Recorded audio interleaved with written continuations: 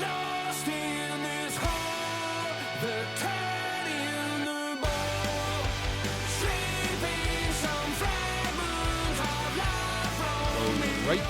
We're rolling. We're rolling. We're rolling. Rolling, rolling, rolling. Keep the bullshit rolling. Keep the bogies rolling. I'm just going to move my microphone. It might make a horrible noise. There we go. There you go. That's it. It's horrible noise. Oh, no. It's rocking. The microphone's rocking. Of course it is. It's here with us. Of course it's fucking rocking. There we go. We sorted. Yeah. You're going to go rock and roll and smash it up, are That you? annoyed me, that. Live on. Podcast Roger Daltrey style. He used to flip in.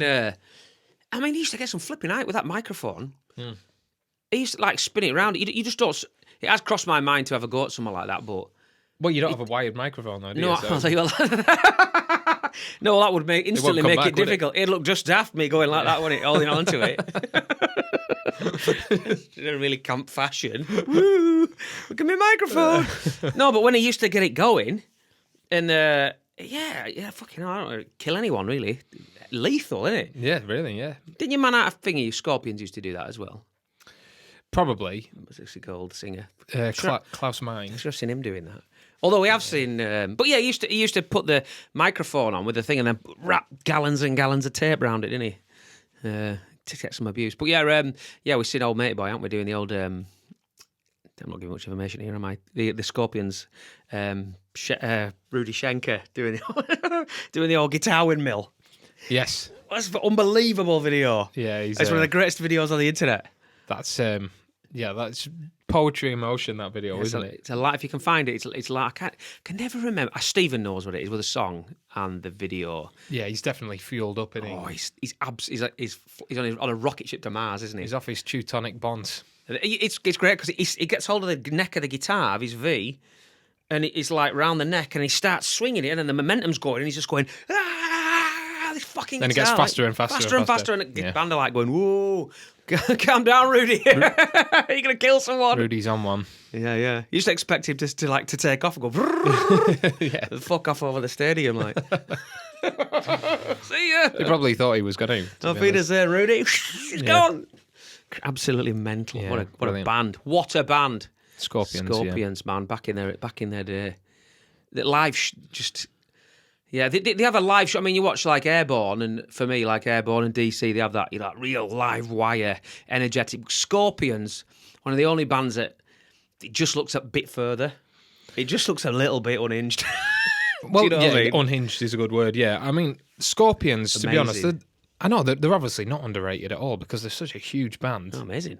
But they don't seem to be mentioned in the same No, you're right. breaths as a lot of, like, I guess your Maidens and your Deep Purples and these sort of like institutions of rock, which Yeah. I think is totally unfair. I Because agree. they've probably got more good songs than any of those bands. Iron Maiden, certainly. Yeah. I wasn't gonna say anything, I but don't fucking care. but yeah, I love Scorps are great, Scorpions, aren't yeah, they? yeah. And they come out, straight away. They've got the foot on the monitor. They're looking the front row right in the eye. Eyes yeah. like bloody eyes like saucers. Like that. Yeah, Like them speaker fronts. yeah. Laser beams. Oh, you're having it whether you like it or not, aren't you? Yeah, they're fantastic. What band. a band. Brilliant. Yeah. What a band. Yeah. What were we going to talk Oh, about yeah, today? anyway, 'Cause that's yeah.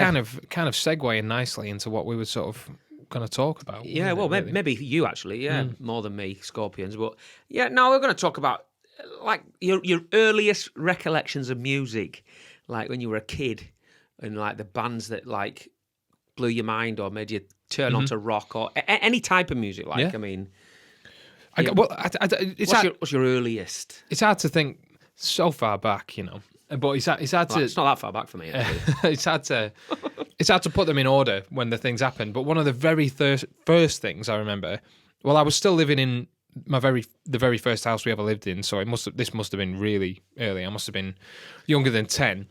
I went and got a from my birthday present. I got a tape player. It was blue, like a sky blue tape player from Tapes, Market eh? Market. Bring Tape 'em- cassette. bring 'em back. Yeah.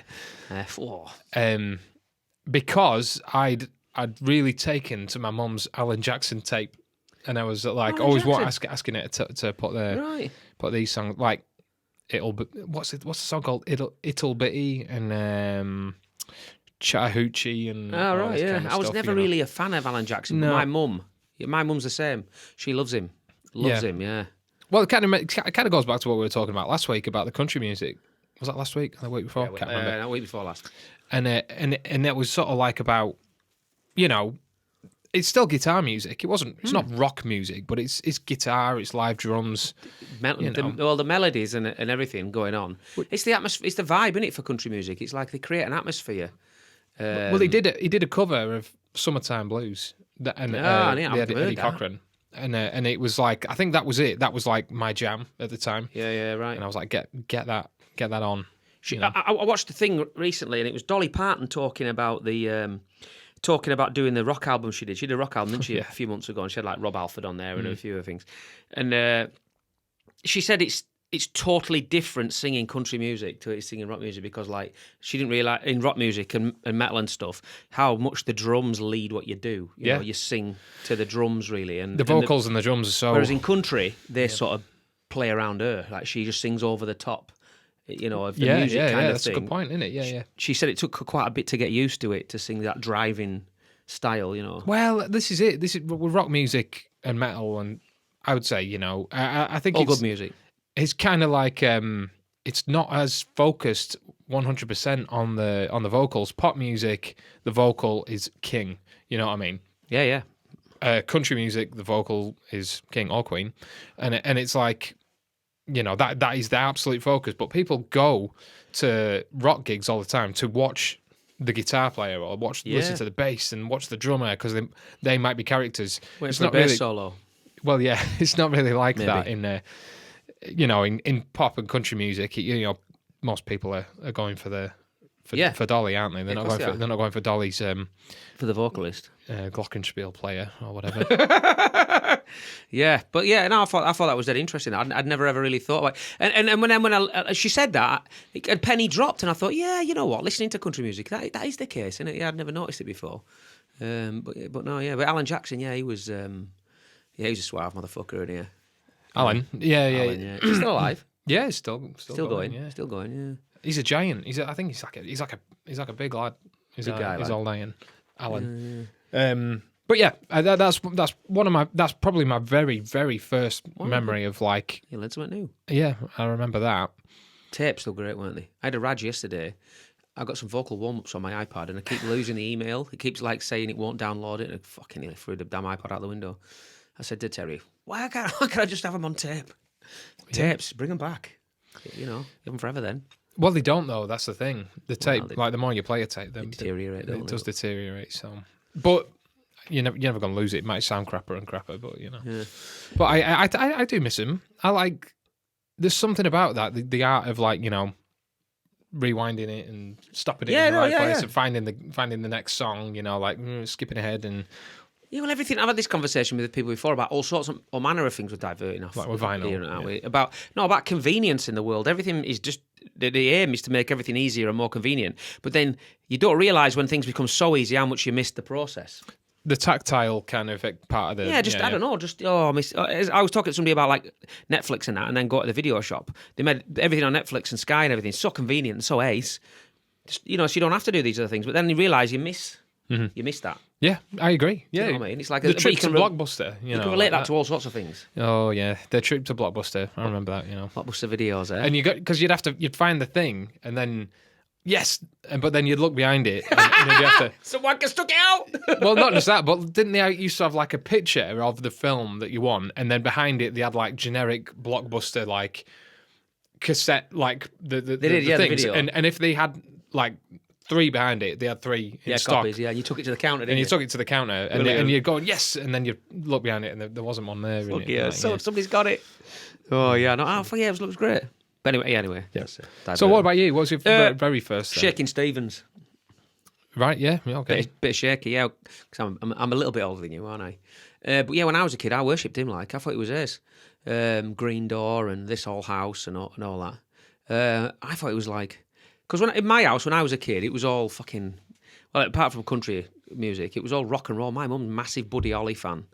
That's all we had, really. My mum used to do me tapes when I was a kid of like Buddy Holly and Chuck Berry and all that kind of Yeah, stuff. the really. I'm not that stuff, old, yeah. like, of course. Yeah. And When I- it was fresh. When it was. Got the new one. Got the new one from Little Rich. Eddie Cochran's latest in Barry. Fucking hell. It was all that. 3 Steps to Heaven and all that. Because when I was a kid, I had a tape player and they'd do me mixed tapes, you know, and then just to keep you entertained, and it was as a little kid. But Shakin Stevens, he called him the Welsh Elvis, didn't they? You've mentioned that before, yeah. Because he looked. Probably why I liked Elvis as well through Shakin Stevens, because he had the black quiff and he wore like the pink jacket and the shoes like Elvis kind of. He looked just like Elvis, to be honest. It was a total knockoff. And I remember one of his albums we had was him stood in front of a big pink Cadillac, you know. Like, it was a bit corny, really, but he's fucking brilliant. Down in Merthyr. Down in Merthyr, yeah. Yeah, stood in front of a Vauxhall Viva. It's not the same, is it? But no, I've revisited his stuff, like, and it's rocking. It's rocking. You've mentioned it in the past. I think so. I think we've done some other sort of stuff, and you've mentioned him, and we've played a few songs. Bit of and Shakies. I haven't really realised how kind of rock and roll that is. You know? Yeah, I mean, his image was very much a takeoff, and it was a bit cheesy. And I don't really know back in the day how. I don't really know how big he was. Really, I don't know if it was massively popular. I don't know. Quo took him out on tour recently, didn't they? Or the Art taking him out on tour. Yeah, that's where I've seen him. That's where I've seen the name. Yeah. Shaky. Yeah, all Shaky. He had a big Christmas hit, didn't he? Was it a blue Christmas? I don't know. Brown Christmas. That's how Blue Christmas. it'll be a blue. Is it lonely? It'll be lonely this Christmas without you to hold. That's Shaky, isn't it? I thought that was Elvis. It'll be lonely. You know what this though? I don't know Christmas that's Elvis. I know the without song. You to hold. It'll be cold, so cold. I thought that was Elvis. So if that's Shakin Stevens, then it really was. Got me for. We're gonna have to Google it now. Sorry. I might be wrong. I'm sure. I'm not much of a fucking Shaky fan, am I? If I don't know that. Imagine Christmas songs are a bloody mystery to me, anyway. To be honest. But yeah, I always thought he was the coolest man alive. Like I thought he was awesome. Yeah. And then it was all rock and roll stuff. Yeah. Chuck Berry and all that. Yeah, it's just the greatest, isn't it? Just timeless. All right. It's by Mud. Oh, have I got it wrong altogether then? Well, surely not. What? As in Tiger Feet? I'll be lonely. What? Google what Shaky's Christmas song is. All the people that are watching this, The making of the Elvis-inspired Christmas classic. was it Mud?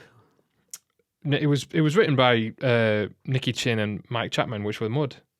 So yeah, it was nothing to do with any of them. It was Mud. Oh well, I there you cannot go. believe that. I've always thought that was Elvis. Did you really? Yeah. Well, I didn't. I thought it was Shakin Stevens. Oh, I thought it was It was worse. Mud. Good. That'd have literally been about the last band on earth I'd have guessed. This is proof, if ever you need it, that if you're in a band, you don't actually need to know anything about music history at all. We don't know any what we're talking about. I just know there'd have been people shouting at their bloody It's phones. And Mud! they'd say, it's Mud. That was Mud. Oh, I don't know. Yeah, somebody will say in the comments what Shaky's Christmas song was anyway. But well. yeah, after what were you into then after Alan Jackson and country and stuff? When did the guitar music start? That'll be with your dad, won't it? Surely. Was your mum into guitar? Yeah, like rock yeah. and My stuff? mum, yeah, loved it. Loved, all the same sort of things. Not all the same sort of things, but you know, she did not like Rush or Marillion or anything on the proggy Like so side many of things. people. Like so many. They're a polar. At first. It's a polarizing thing. But no, I remember having a night, and I moved a lot when I was a kid, so I could sort of like place how old I was roughly by what house these sort of things happened in. All right. So this must have been about 2000, probably about 2001. So I'd have been about, or even earlier maybe. I'd have been about 11, 12 anyway. 2001. And I remember my brother and sister, younger brother and sister, were in bed, and I remember sitting up and my mum and dad getting out like the records and playing stuff, you know, stuff that was probably before considered a little bit too sort of, I don't know, heavy or Yeah. they would just never in a million years think I would like, Yeah, right. you know. And I remember looking at the If You Want Blood All right, cover, yeah. you know, Angus is Oh, impaled with a guitar. going down that route, I remember being right, like wicked. fascinated with all that. Yeah. And I remember them playing, like, you know, so all kinds of stuff. Rainbow, AC/DC was the one that stood out initially. Yeah. Like, I remember playing Shot Down in Flames and finding that noise that Bond makes at the end. Yeah, like absolutely. I remember just finding that like hilarious and awesome at the same time. That anyone would just that the rules don't apply here. It's just like, that's it with rock music, though, isn't it?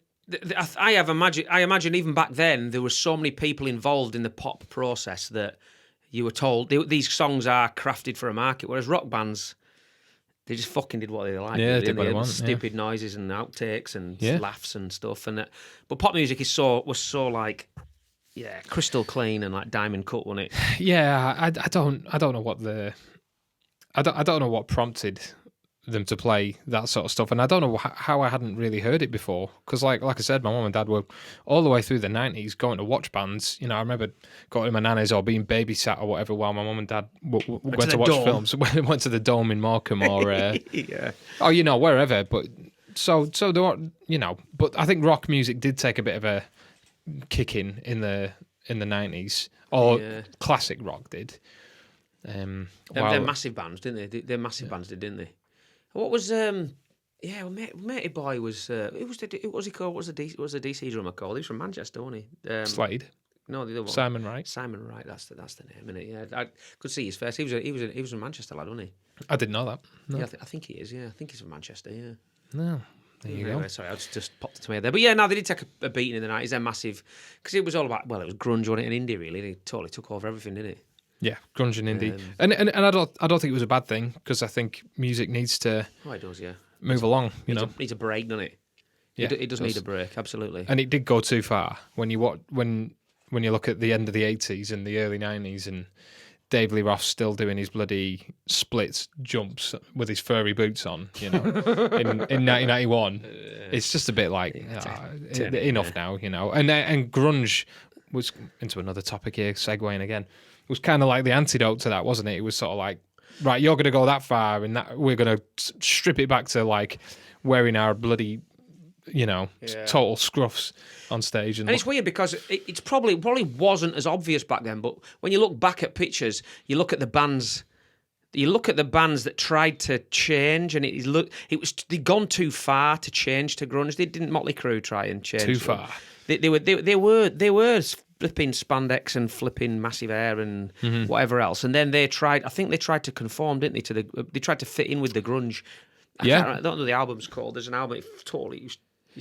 Is it the one they did with Karabi? Is it? Yeah, Karabi. Yeah, and it's a bit grungier and that. They decided to dress. It's got like a pig on the front or something. There's a picture of a pig. I think it might have been self-titled. That actually, I think it might have been Motley Crue. Yeah, and that was a bit of a. It just looked a bit sad, doesn't it? Yeah. Or is it Generation X or something? I can't bloody remember. You know what? We absolutely useless, aren't we? Thought that mud song was Elvis, didn't we? So, fucking hell, I knew what we're talking about. That's right. Oh no, fuck's sake! No, we'll live that down, are we? Right, yeah, but DC flipping out, yeah. Yeah, so, what an introduction to rock music. Yeah, that was it. And I'd remember, like, my dad had quite a big vinyl collection, as I'm sure yours did, and I remember just being completely fascinated by the covers and the artwork, and then finding the music didn't always necessarily match what you thought it was going to sound like. No. Like, I remember the Praying Mantis covers, like Rodney Matthews, he did like the Magnum albums and all that, like the real sort of sci-fi kind of things. And it looks like, oh, this is going to be some heavy stuff going on here. And then you put it on and it's like, and it's not poppy, melodic kind of rock, It's crazy, isn't it? But, yeah. I saw recently, sorry, not changing the subject slightly. Your man from Magnum, did he announce he don't think he can go on, does he? Yeah, Bob Catley, yeah. He's going to knock it on the head, isn't he? Bloody hell, they're all, they must be in the 70s now, so it's... Yeah. It's probably right. I mean, yeah.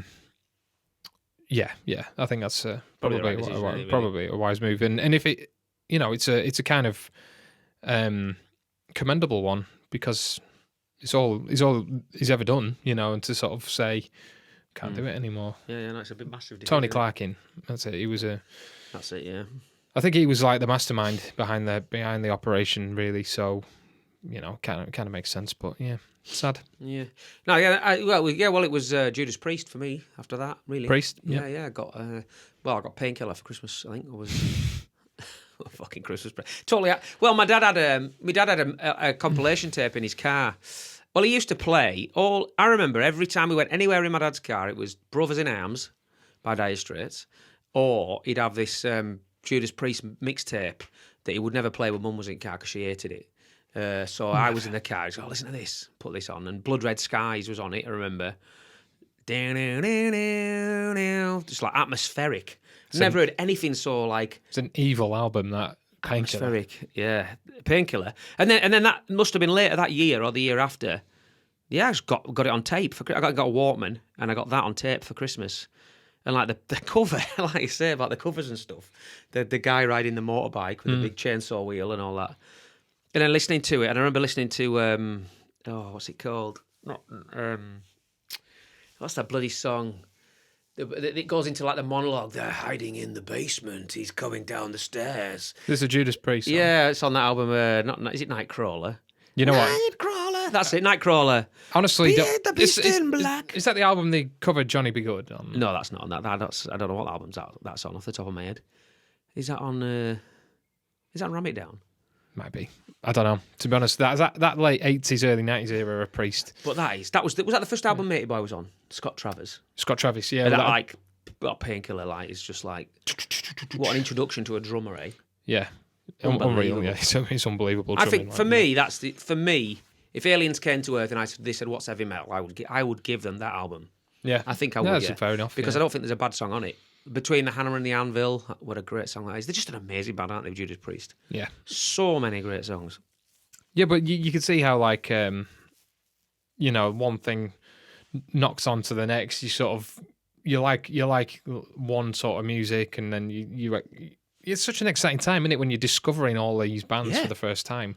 Yeah, is what I'm trying to say. You're always trying to find something better, aren't you? Something Yeah. to top the sort of thrill of listening to a certain band. I remember, like, Rainbow being a big thing with me and Alex, brother. He really liked Cozy Powell. Like that drumming spoke to Alex. When it's just like he's using big, massive cucumber sticks. Yeah. And just absolutely whacking the shit out of the drums. For me, Rainbow always seemed to be, and still seem to be, the rock musicians' rock band. Yeah. Do you know what I mean? In somehow, yeah, I know you like bands like your Rush who are like infinitely talented, and they are probably the same level as Rainbow, but I don't know. Rainbow probably because they just go back a bit further. They're a bit more. I don't know. They're a bit more like. I don't know. There's like a class to Rainbow that you don't get from a lot of other bands. They're almost like Regal in a way. Do you think it's because they were? I know they weren't around. I know they weren't massively around a massive amount of time, really, were they? And that album there, Rising, is like. Well, you talk to a lot of people, but what they did when they were around ranged from Stargazer to, Can't Let You Go to all the 80s Joel and Turner, very, very soft AOR rock kind of, stuff.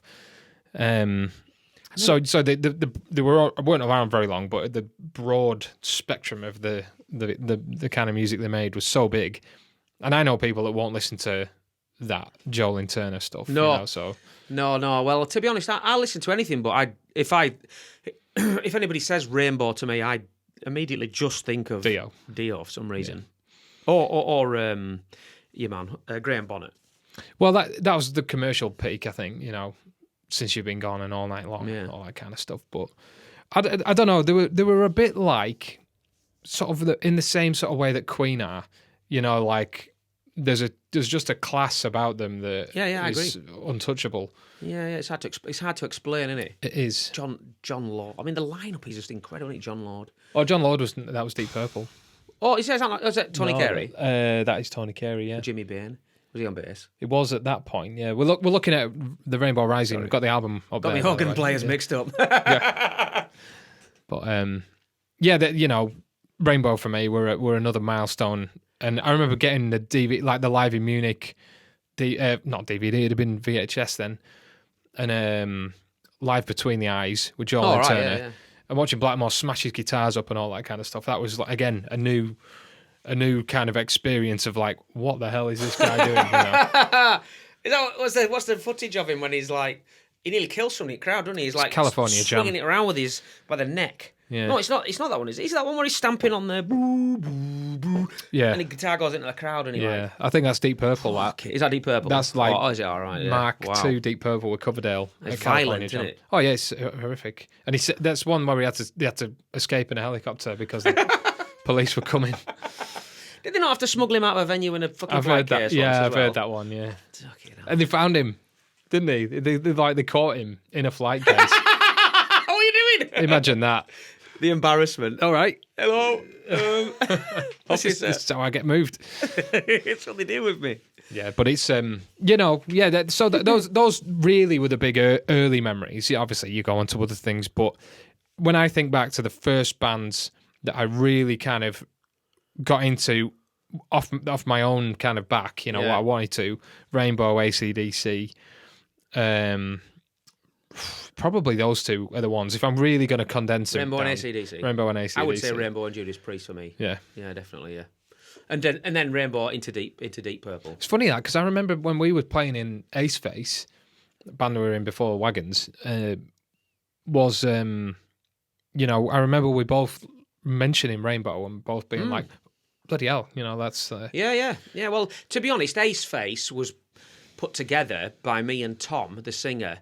I put an advert in the Co-op, and I just wanted to play bass guitar. That's all, and I just didn't care what music. I thought if you're learning, you just want to play music. So I was like, well, just want to find somebody, and we'll play whatever we're both happy playing. I don't care what it is, as long as I get to learn the notes and get experience in it. And it just so happened we both liked that kind of like indie stuff, really. So I was happy playing that, and people loved it, didn't they? Well, if you're a function band, which is what it was, you'd be limiting yourself heavily if you're not going to be playing many weddings, with rainbow covers and things. Well, we fucking know from experience. We have done, but we've done a few. Yeah. Fucking hell.